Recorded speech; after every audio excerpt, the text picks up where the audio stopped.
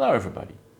In continuation of my previous video about 101 different ways to install Proxmox, here I show you full install on a Dell R630 using an iDRAC in the graphical way using ext4 on an SSD drive.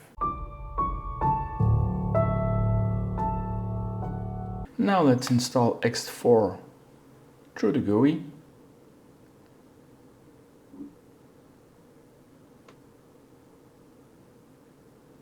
I press F11 to go to the boot manager.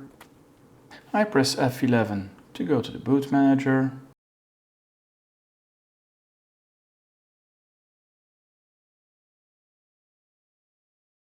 I choose the one-shot boot and I choose my USB do stick and I choose my USB stick which contains an ISO image.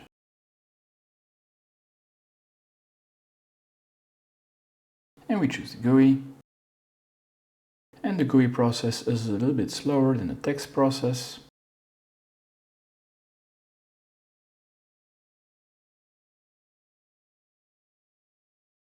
And so first I agree, and now I can choose my target disk which I want to install on. I have 4 SAS disk, I have an SSD disk, I have an internal USB stick, and I have a second USB stick in the back. I select the SAS drive. If I go to options, and I leave it on ext4, it automatically selects the hard disk size. I can choose a swap size, the max root size, the min free, and the max VZ. So now I choose next. He asks me for a country. He enters in the correct time zone. And since I want an RZT keyboard, I choose Dutch. And since I want an RZT keyboard, I choose Dutch. Then I have the next screen. I need to enter a password. I need to confirm it. And I need to enter an email address. And finally, I have the network settings. It shows me the number of interfaces. I choose the 4th interface, which is active. This time DHCP did not work. I enter the correct IP address.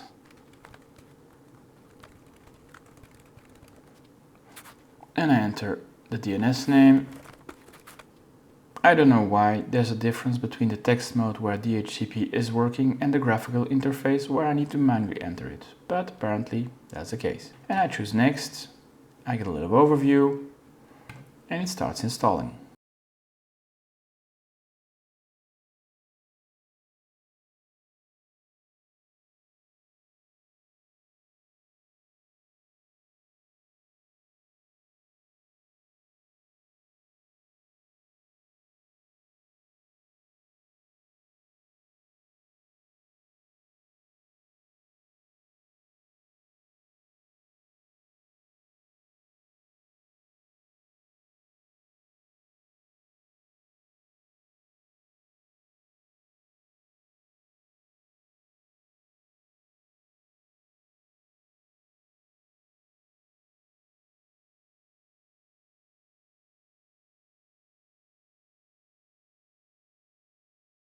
And the installation is complete.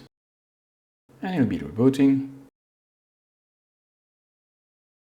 And once he's installed the graphical or the text way, there's no difference.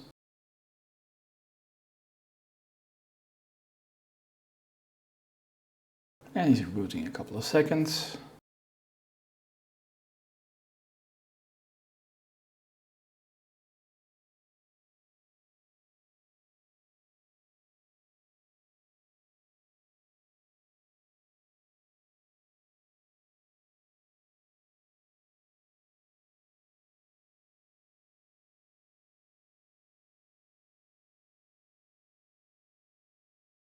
And he's starting up.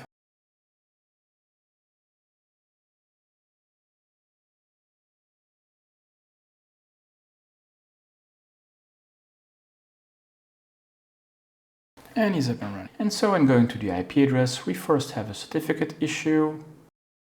We accept. And we have a prompt for username and password. And we're connected. If we go to the server itself and then to disks, of course we have all the other disks, but our disk which we installed on is the SSD. Since it's ext4, we should have an LVM volume. And here we do.